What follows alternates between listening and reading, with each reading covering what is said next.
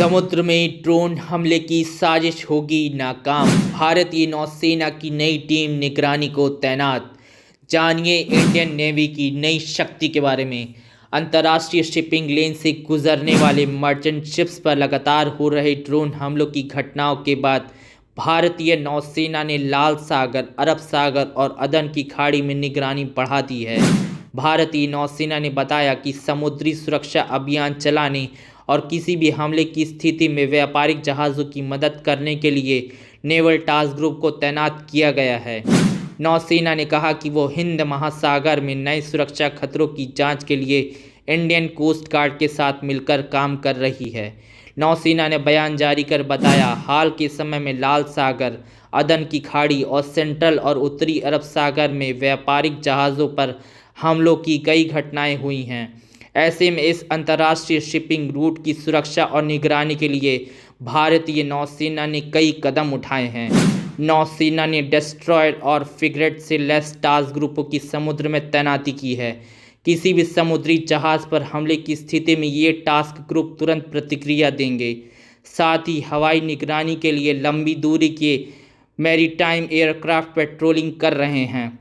EEZ यानी exclusive economic zone की प्रभावी तौर पर निगरानी की जा रही है। नेवी और इंडियन कोस्ट गार्ड मिलकर जॉइंट ऑपरेशन चला रही है।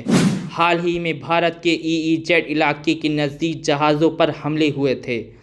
MV रुएन जहाज़ भारतीय तट के करीब 700 नॉटिकल मील था जब उसे समुद्री लुटेरों ने कब्जाने की कोशिश की।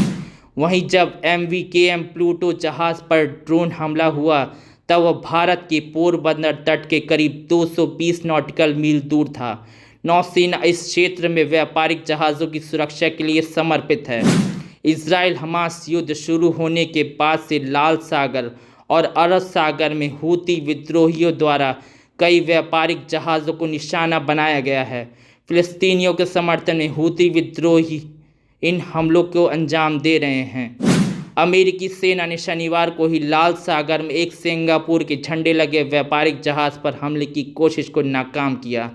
अमेरिकी सेना ने बताया कि 19 नवंबर से अब तक लाल सागर और अरब सागर के इलाकों में व्यापारिक जहाज़ों पर हमले की 23 घटनाएं हो चुकी हैं। जहां हमले हो रहे हैं वो अंतर्राष्ट्रीय शिपिंग रूट का हिस्सा है और यहां से दुनिया का बड़े पैमाने पर व्यापार होता है।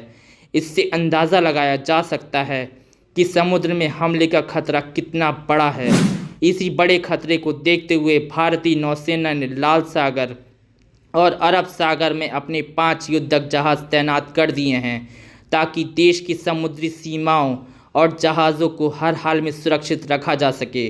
ब्यूरो रिपोर्ट, नई दिल्ली, TVM 24।